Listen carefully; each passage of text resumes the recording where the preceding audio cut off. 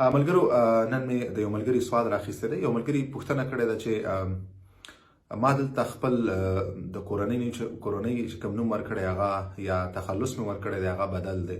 هغه تخلص نه زما په کورنۍ کې د چا شته، نه د زما د مور او پلار شته دی. یعنی ته په کورنۍ کې دغه تخلص د یو کس هم نشته دی. او دی وایي د پوښتنه دا ده چې ما ته ډېر ملګري دا وایي چې دا تا یو غټه غلطي کړې، اشتباه دې کړې ده. باید یو داسې نوم دې ورکړی و چې هغه ستا په کورنۍ کې وی، ستا د کورنۍ د نورو کسانو هم هغه فامیلي یا تخلص نوم وی. نو زه غواړم په دې یو څو خبرې وکړم. ملګرو د ورور ته خو اول دا ویل غواړم چې تا بالکل غلطي نه ده کړې، هېڅ خبره نشته، دا کوم غټ مشکل نه دی، هېڅ مشکل نه دی. یو کس ځان ته هر تخلص انتخابولی شي. تخلص یا فامیلي نوم اکثرا داسې ملګري شته چې د هغو د فامیلي نوم یو وي، لکه نورو غړیو یو نوم ایښی او د یو کس د هغه مکمل مختلف وي. شخصا زما چې کوم تخلص دی دا زما په کورنۍ کې د هیچا هم نشته، صرف زما دی. زما د نور کورنۍ چې کوم غړي دي هغو چې کوم تخلص دی یا فامیلي نوم دی هغه د قام پورې تړلی، هغه د قوم چې کوم نوم دی هغه یې راوړی او هغه یې خپل تخلص کړی دی، خپل د فامیلي نوم یې جوړ کړی دی. ولې ما نه غوښتل چې زه دغه راوړم خپل ځان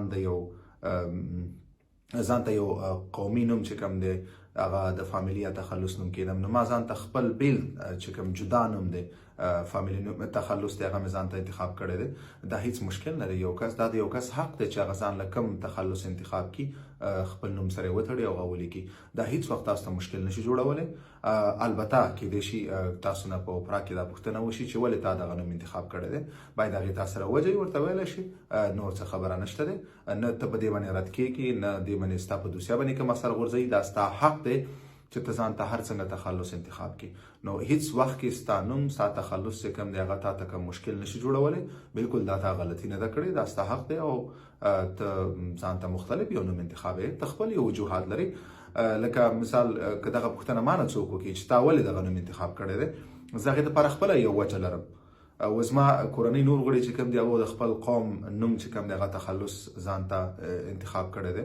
ما نه غوښتل چې زه خپل ځان مثال یو قام پورې وتړم، یو ځان سره یو داسې تخلص راوړم چې هغه د یو قام نوم وي.